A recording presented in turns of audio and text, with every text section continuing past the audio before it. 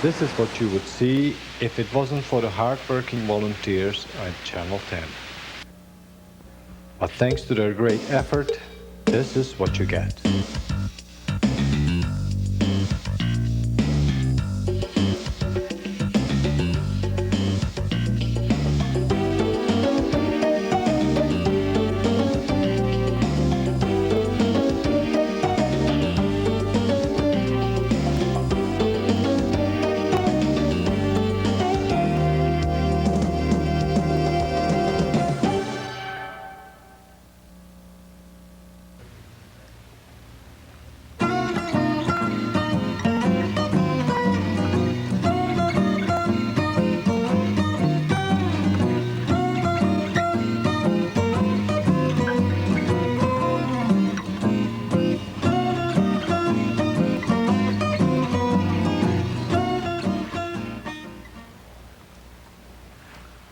Hi, I'm Heather Hutchinson, and today with me in the studio is, I have three guests here. I don't know if you can see them yet.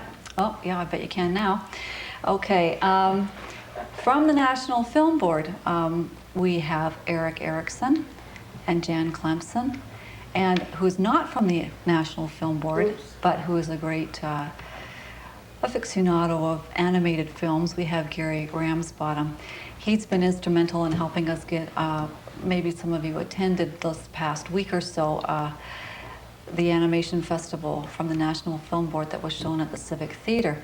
Today we're going to do an interview with Erik and Jan about the National Film Board and their animation program, and maybe a few other details too. Welcome to Nelson and the Kootenays, gentlemen. Thank you. Thank you very much, All right. Heather. I hope you're enjoying your stay here. Well, so far it's great. Okay, great. All right. So what I'm going to do just to start this whole thing going is get a little bit of background on the Film Board and exactly who these two gentlemen are. I'm going to start with you, Jan.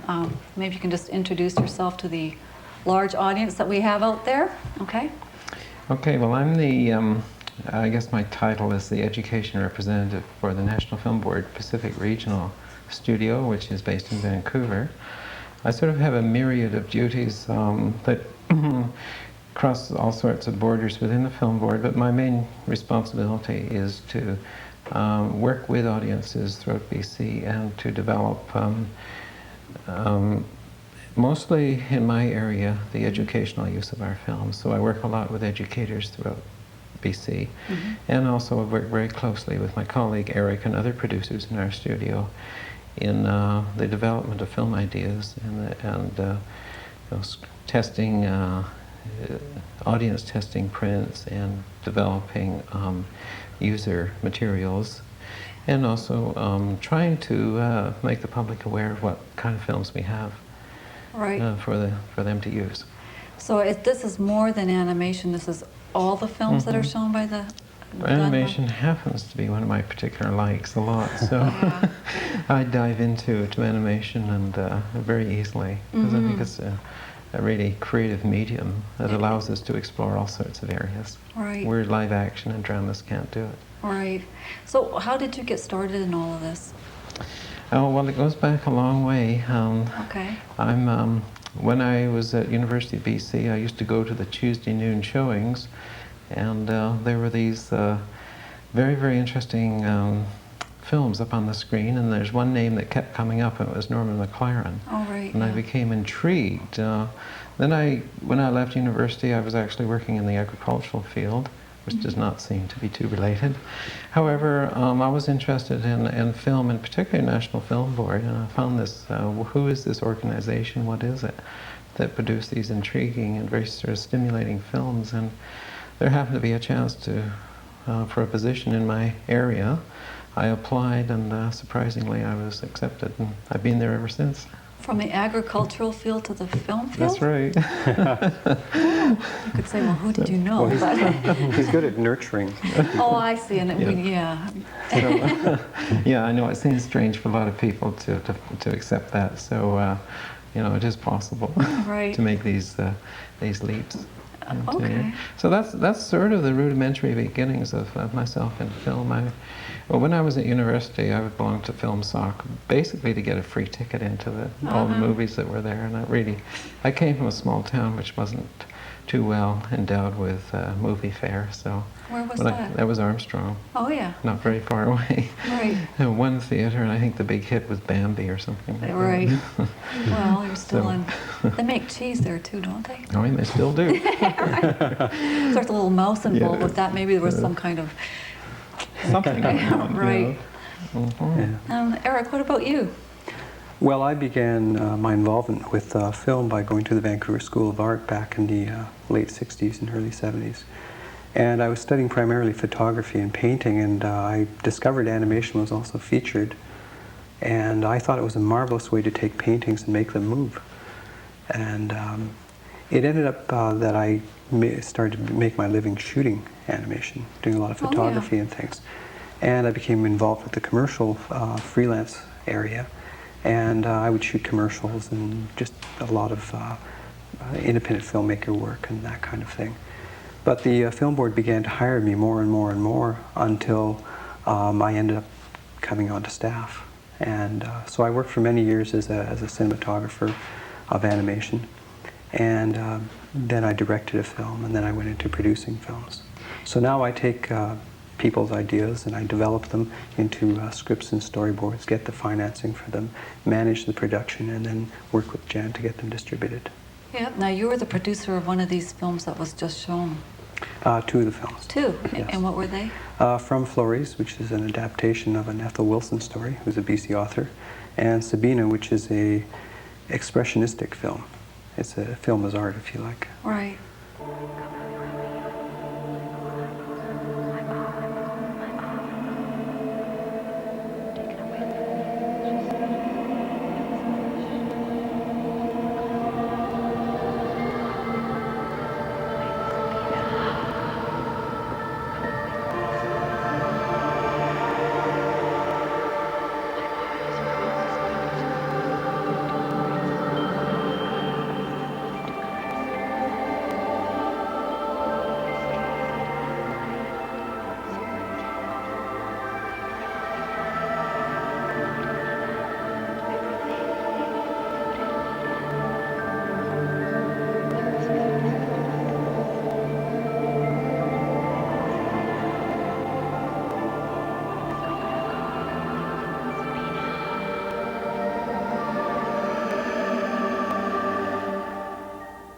And that film, did that come out of Emily Carr? Did you say that? Many of the animators that we deal with come from Emily Carr College of Art, which is, Emily Carr evolved from the Vancouver School of Art, which developed an animation program back in the early 1970s. And it has become world-renowned. Many of the students who've made films there have gone on to make masterpieces of animation. And so we have like this talent pool of people who come up with these crazy ideas sometimes, oftentimes. And we don't have enough money to deal with all of them, but we take some of the best people and we give them an opportunity to make a real film. The difference between a real film and a film that's made on the cheap is one of money. You know. Of massive amounts of money sometimes, simply because the films that were shown are very intense films in terms of the look of the imagery. Right. It's not like Saturday morning cartoons. These are animated films rather than cartoons. So the artist has actually put a lot of effort into the actual look of the film. Yes. And this is very, very labor intensive. Most of these films have taken 2, 3, 4 years to make. Yeah. Kathy Lee's film took 8 years to make, which is Sabina, because she did it all. I mean, every single frame was done by her, and there's over 7,000 drawings. Why? But 7,000 in the final film, in the actual art that she created, she probably created 15 or 16,000 drawings.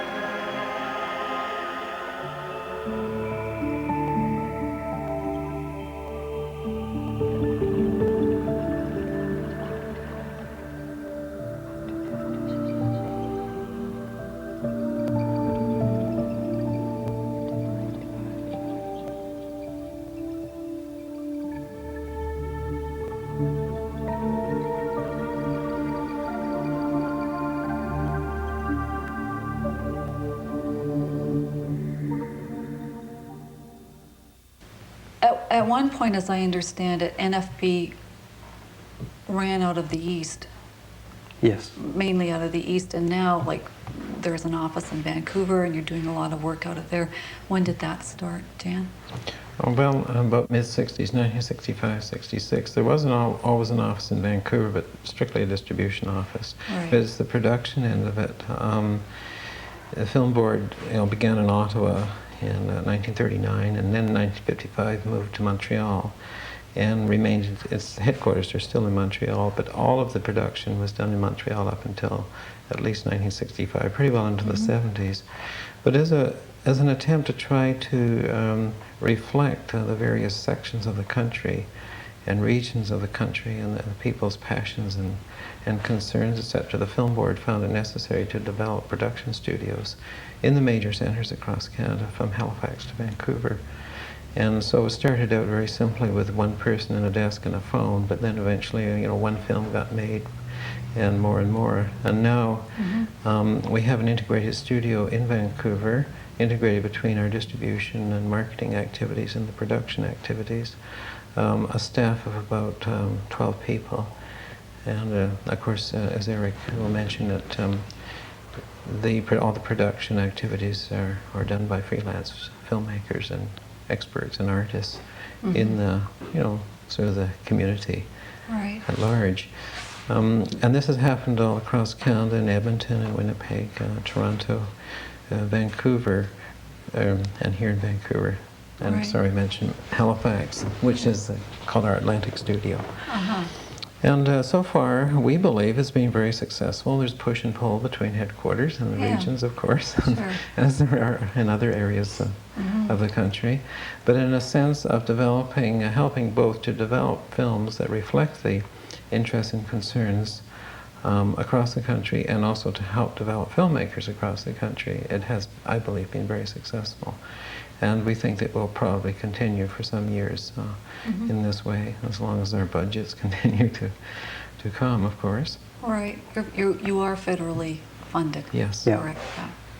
Okay, so let's say a young person wants to make a career out of animation or something like that. How do they go about it? What's the process these days? Well, they have to be really serious about it, because anyone going into any field of the arts probably has to count on spending anywhere from 2 years to 5 years in utter poverty. And it's kind of a testing ground.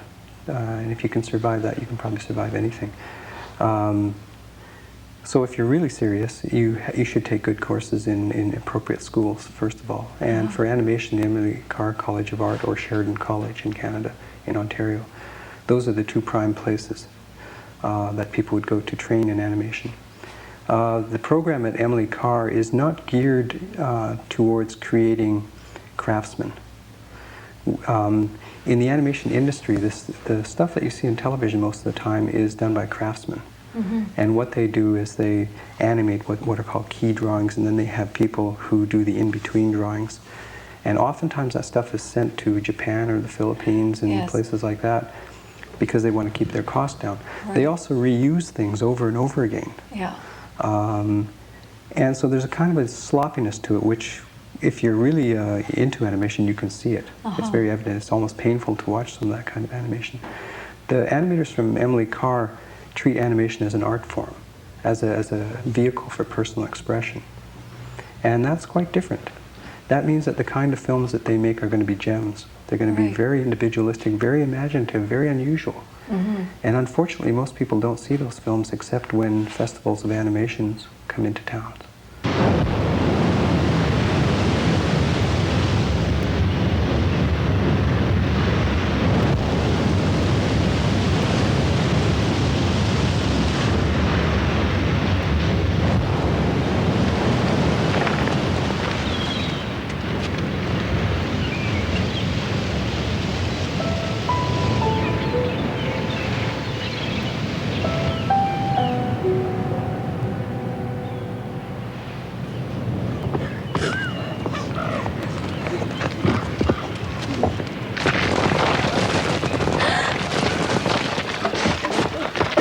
And it's an opportunity to see imagination at work.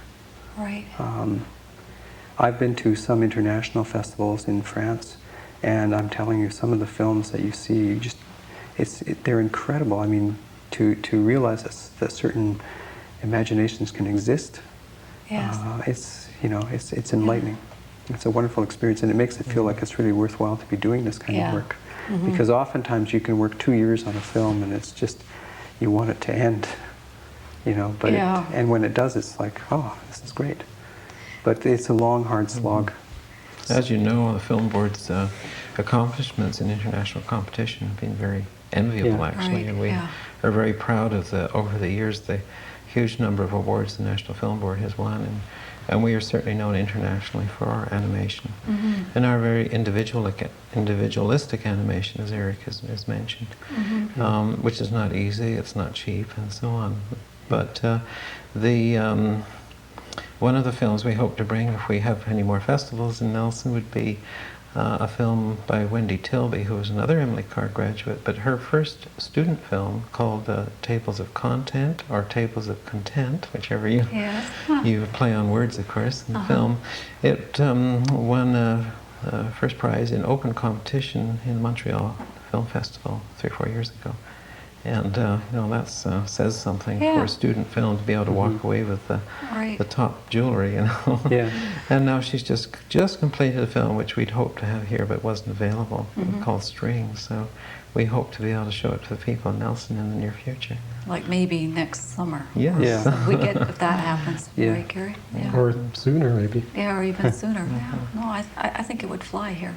Definitely. I do get young people from high school sometimes coming in and asking what can they do to get into animation. And I tell them to really think about what animation is, really look at it, really find out what it's about. Go and visit studios and talk to the people doing it to see if they like that way of life. Because the animators and the people in this business are the craziest people in the world. I mean, you talk about nutty people. I mean, going to work in an animation studio is like being in Looney Tune land sometimes. I've heard that from other sources too. They're great people. They're always on. Yeah.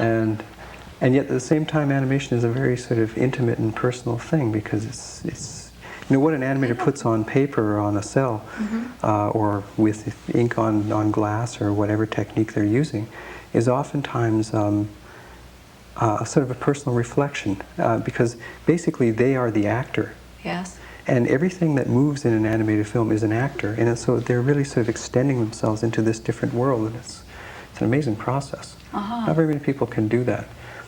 But some students want to get involved with Disney-style animation or that kind of industry stuff, and I usually advise them to go to Sheridan College, because that's the kind of animation they teach there. Oh, I see. But kids who really see it as a way to express themselves, and who are really turned on by that individualistic animation, I advise them to go to Emily Carr. So, and I'll just cut in for a sec here. A message to local teachers and students in this area is to go to the local public library, Nelson Public Library, because they have lots of Film Board animation and videos. Right. And just immerse themselves in this, and to get a feel if they have a sort of interest in this. And that gives them a chance to see all the subject areas covered, but also all the different ways how animators have expressed themselves and the different art. So it's a very inexpensive way to sort of kind of find out what there has been done over the past. Right. And they're always building their collection with new stuff. So it's a good place to go. And of course teachers get our stuff too in school as well. So students do have access to see what we have done. Other than these festivals, of course, which we put on. It's not quite as aesthetically pleasing as the big screen, but nevertheless, it's accessible. Gives you a taste, maybe a little taste. So it's interesting what you said about how you got into animation initially as a way of making your paintings move. Yeah. There's certain revelations on the road to becoming a producer, which I think are really interesting. When I was a painter, and I thought of animation as just being kind of one step beyond just painting, where the painting would actually have some movement to it. I didn't think about beginning and end and content and sort of narrative structure or anything like that. But between then and now, I've come to realize that telling stories and grabbing the audience and all these kinds of dynamics are really important. And those are perhaps, in some ways, in a lot of films, more important than anything else. We're doing in Port Alberni.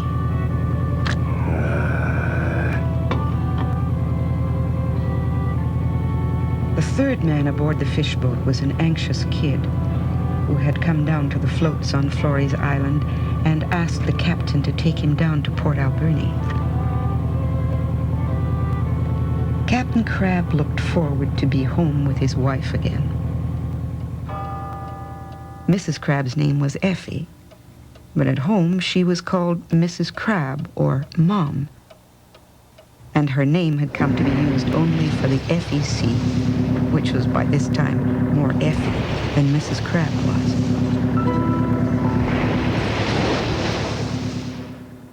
What happens now in the age of computers when you can put a program into a computer and you can start animating that way? It's not that simple, actually. No, I know it's not. I work with a computer. I can do like word processing, but computer animation is a different look, but it follows the same rules as regular animation. Mm-hmm. What computer animation tends to have problems with is expression and characterization. And if you look at animated films, characters have personality. Mm-hmm. They express themselves, they have a reaction to each other, there's all these things that happen mm-hmm. that we don't even think about. They're just there, and they give a whole sense of reality to the characters.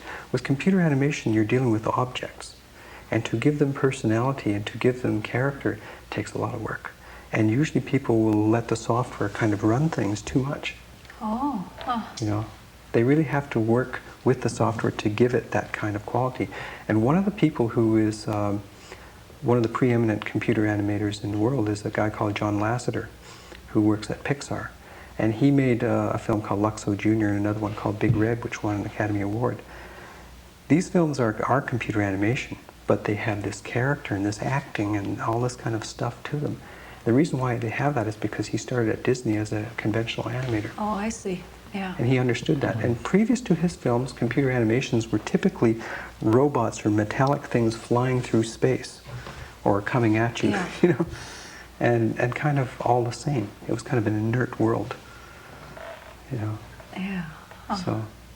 So if like, does National Film Board have a studio itself that does animation? I mean, yes. Are you all set up to do animation yes. there? And if somebody comes and they're working at home, we'll say, and they have an idea about something that they want to do, they bring the idea to you? Yeah. Well, to almost anyone, it kind of moves around in the film board. Okay. Sometimes it depends on who you have a contact with. Some people may go to Jan or one of the other reps and say, "Have a look at this," and Jan will read it. And if he thinks it's something that could actually happen, he'll give it to me and say, "Eric, read this." And at that point, Jan will tell the person that he forwarded it to me, and that person will then have to take the initiative to contact me. So if that person is somebody you've never heard of before, somebody comes... it doesn't matter. It doesn't matter? No, we've helped people in the most unusual places. Is that right? We've had people from really small communities just working away on their little films, and it may take years for them to do it, but we send them cells, and we give them support, and we shoot some of the things sometimes. We had a guy in Cranbrook shooting a film. It's not a film the film board would make, but we respect people's efforts to do things. Right. And he's been working on that film for many years on his own. And when he finishes all the drawings and cells, he'll come down to Vancouver with them and use our camera to shoot it. Oh, he and will? we'll probably pay for the film and the processing and that kind of thing. Huh. And he'll very likely edit it at the film board too. So what's the criteria that somebody's film gets accepted? Well, it depends on whether it's a film board film or if it's just assistance and support from us. Oh, I see. If it's assistance and support, so long as it's not abusive or sort of that kind of film, yeah. We don't have any real criteria, just as long as they've got the energy and we think they're actually going to pull it off. Right. Then we'll go with it. The film board has certain guidelines, non-racist, non-sexist, Yeah. Right. for example, Yeah. yes. For a film board film, minimum amount of violence, you know, Right. gratuitous violence in particular. Uh-huh. I don't think we would get too enthusiastic about supporting somebody doing an animated chainsaw massacre, for example. Well, we tend to go into more, unless there's a was good something lesson rather to odd learn about from it, it. you know, Yeah, that was that's right. revealing But, or strange. Generally people who have, I mean, the ideas can be totally wacky, but you know, the film board, I suppose, reminds itself from time to time what kind of purpose we have in this country. and it establishes or reestablishes certain guidelines from time to time. And of course, these days we're very much aware of certain things in our society which are causing a lot of problems, racism, etc. And we're really kind of tend to watch our own productions, that we don't fall into the business of supporting what we think is wrong rather than trying to counteract it, in effect. And so, I mean, a lot of it, I guess, is very subjective, and film is a subjective medium anyway, and the decisions that go into making films often are subjective.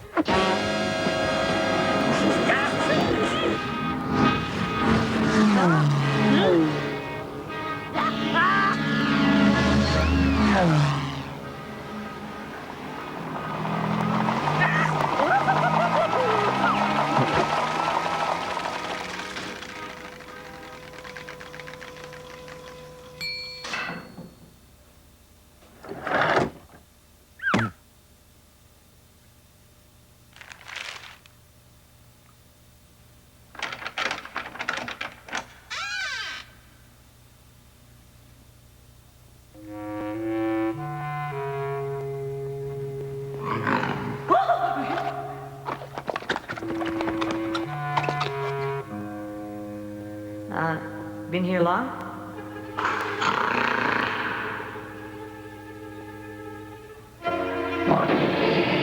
Mr. Bob Dog! Mr. Bob Dog! Yes, that's me.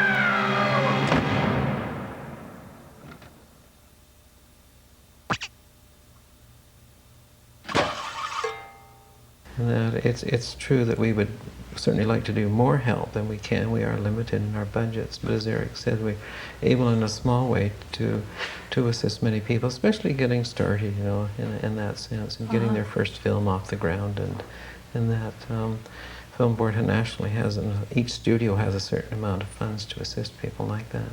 I see. And it's, one never knows All right. So where these people can end up in terms of their achievements. So once their film is made, then do you step in, Jan, and then try to promote this film, or just get the word out on this film, or how do you? Well, in terms of distribution, there's two very separate areas. If it's a Film Board film to start with, then it goes into our system and it gets all the support our system gives.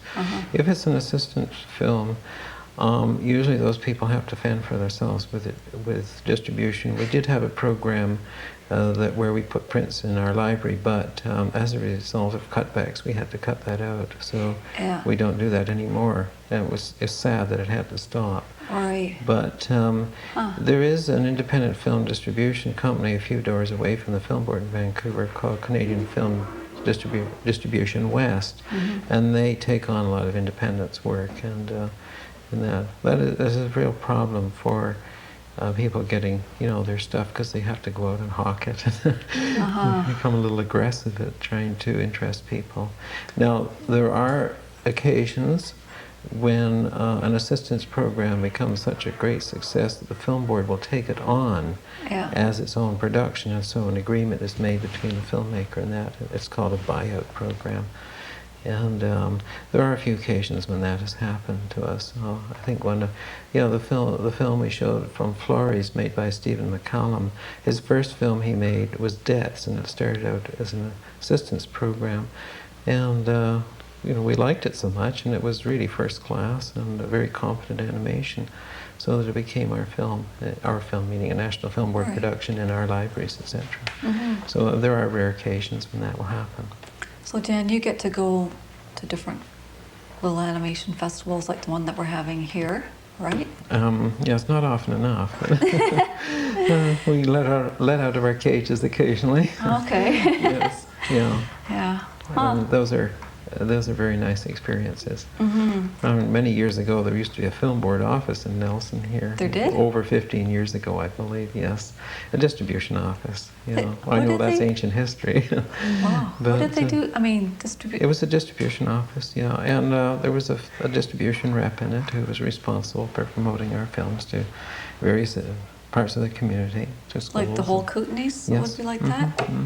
Those are bygone days. Gee. Now we have one office in British Columbia. That's And, Vancouver. Vancouver, yes. Oh, in the big city. I know, it's very sad in a sense. We closed Victoria a year ago. Huh. And so the film board in some ways is a shrinking organization, but in some other ways There's also a it's change of expanding philosophy too. in terms of distribution as we And change to also, video. I mentioned a few minutes ago that the public libraries are very crucial organizations in helping to distribute our videos. And they have taken over a very important, many of them have taken over an important role across Canada as distribution vehicles for our videos so that people can, you know, walk into their local library and find a good collection of our things. And Yeah.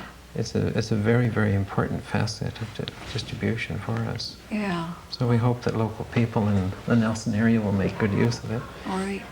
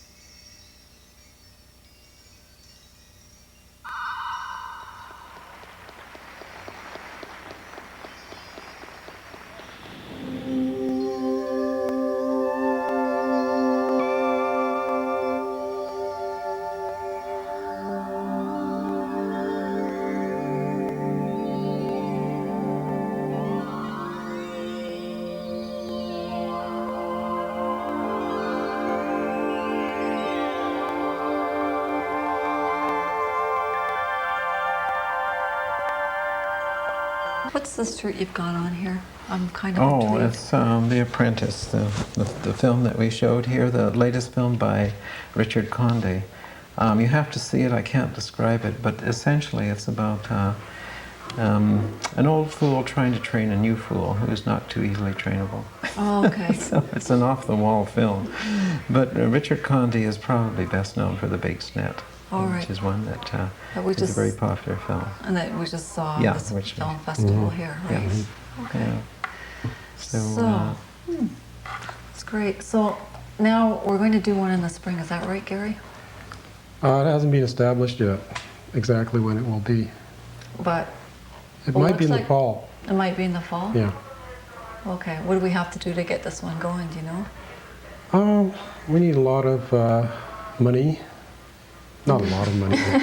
but Fair-sized chunk of. yeah, All we need right. to get some money together and lots of volunteers. That's about it, I think, really. Just money and people? Yeah. Is that all? Yeah. Oh, we can handle that one, I think. I think We've got so. lots of films.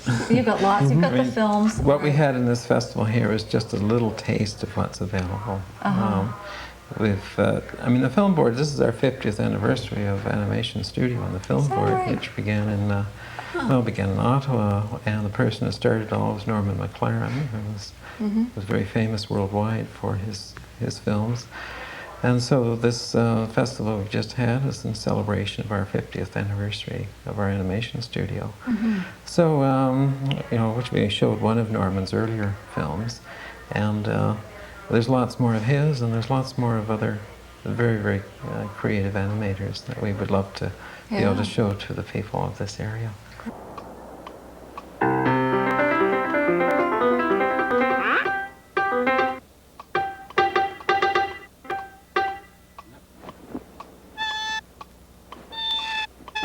Okay, David, come on out.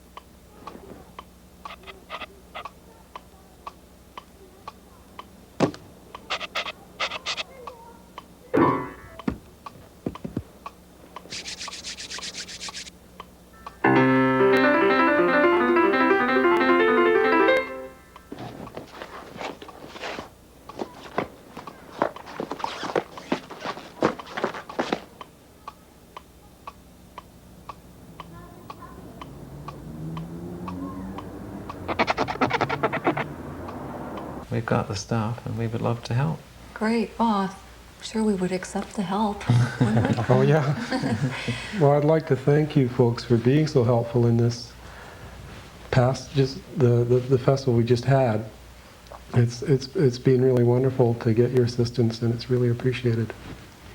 Well, thank you, Gary, but I must reiterate again, it's the local people that make these things work.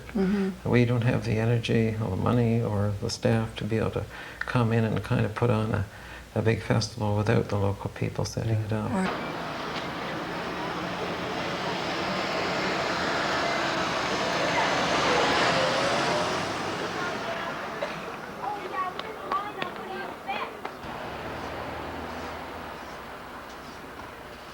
Blows me away. It really blows me away that the imagination in any of these films, you know, it's something you don't really, you're not constrained by actors or by anything like that. And so it comes right off the top. You can really see what the guy was thinking and all the twists and turns, the plots they come up with.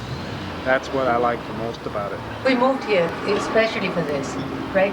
You moved here especially for this animation festival. Far up. Are you gonna go see the cartoons? Yeah. Yeah, you like animation? Yeah. Yeah? What do you hope to see? I hope to see everything. I'm hoping to see The Cat Came Back and the one where the couple plays Scrabble. If the people out there know what I'm talking about. The couple that plays Scrabble, and then the husband falls asleep, and there's a nuclear war. Oh, the big snit, the big snit. Oh, it's the big snit. The big snit, yeah. This one? Okay. I think so. Oh, great. Why are you filming me? This is for the cable station. Oh, no. Oh, yeah. I love animation. Is that why you're here? Yeah, and plus it's one of the most exciting things that's happened in Nelson in a long time. Oh, far out. Great stuff. Any particular piece that you like in animation? I really like The Big Snit. The Big Snit, Yeah. hey. Have you seen that? Yeah. It's about, you know, the classic I love you, when we get married, and then 3 years later he wishes that he had eaten her because they just don't get along very well anymore, and da-da-da-da-da-da. Such is life, huh? Yeah, then they fall together again. Yeah. Well, I'm quite interested in seeing the Animated Film Festival. I've seen a couple before, and this being Canadian makes it even more interesting. I'd like to know more about it. So. I think it's an excellent idea. As one of the founding members of the Silver Screen Film Club, you wouldn't get me not here for the world. In fact, I'm supposed to be at my kids' open house night at Gordon Sargent Primary, and instead I'm here with all of my children. And I hope that we have a few more festivals, one every year, hopefully. Film festival, Oh, what do it's you think? terrific. Excellent. Terrific. Very good value for the money, too. And keep talking. I want to introduce the fellow beside me. Most of you might know, but it's Gary Ramsbottom. He was very instrumental in getting this whole show together. So let's have a round of applause.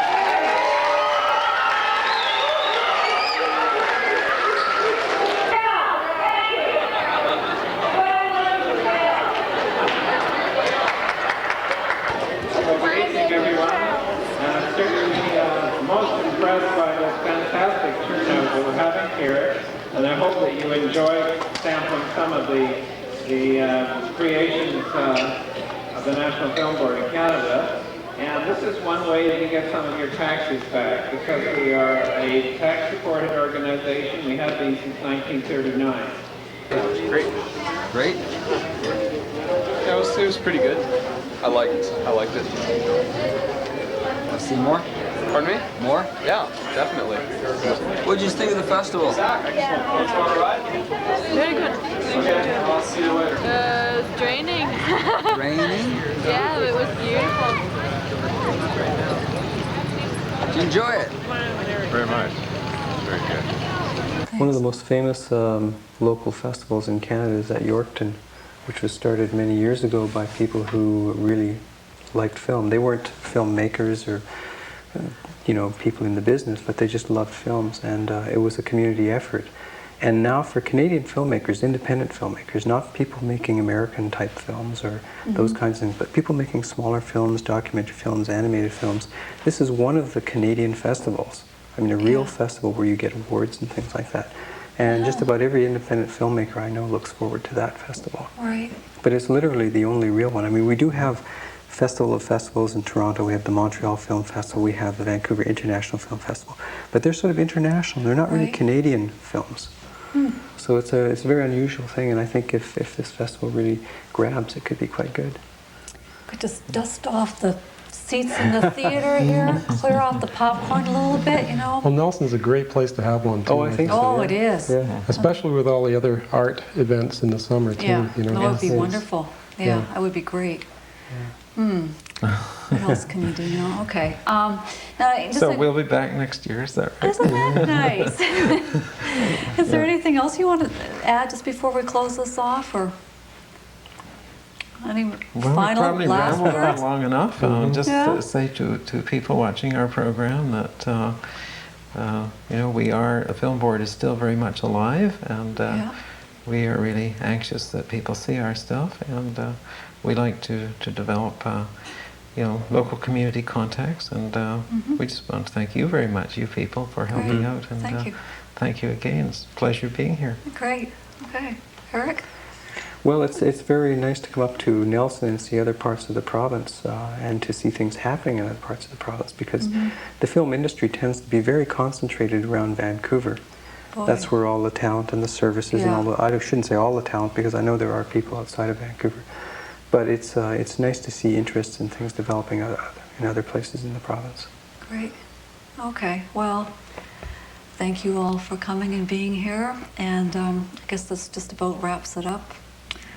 Bye, Gary. Bye, Jan. Thanks, Heather. Bye, Eric. Okay. Well, thank you, Heather, very much for having us. I hope you're all back soon. Yeah. Okay. Good. Thank you. Okay. Bye-bye.